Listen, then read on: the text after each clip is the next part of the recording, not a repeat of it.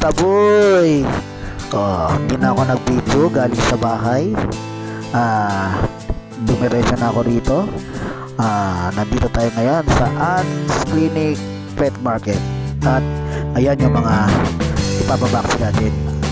Ano ba yung mga nandyan? Poodle yan mga po. Yan. Lagay natin sa form ang mga pangalan nila. At ang mga pangalan nila mga boy is haro sa anime na One Piece. Sina Robin, Luffy at Nami. Bali dalawa lang kami ni sir ngayon dyan sa loob niyan. Ayan yung mga poodle natin nasa loob. Kasi naman po yan sila, don't worry. At tapos na po tayo magpabaksin. Medyo mabilisan lang po yung ginagawa natin ngayon. Kasi may lakad pa ako.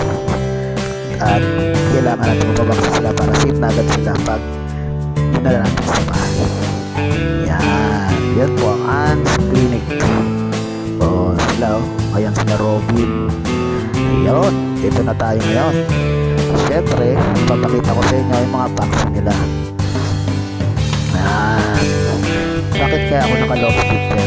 Kasi time na yan, may i-deliver na ako na isang poodle. Kaya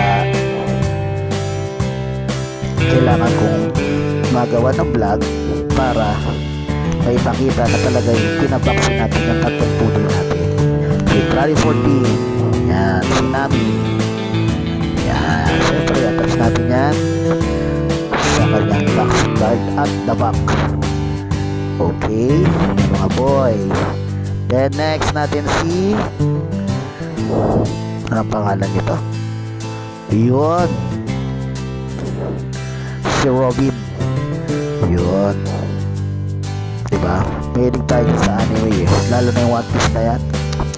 Nasimulan ko yan. Okay mga boy, ayos, napabaksin natin silang tatlo. Okay, salamat mga boy sa panunod. Ayos.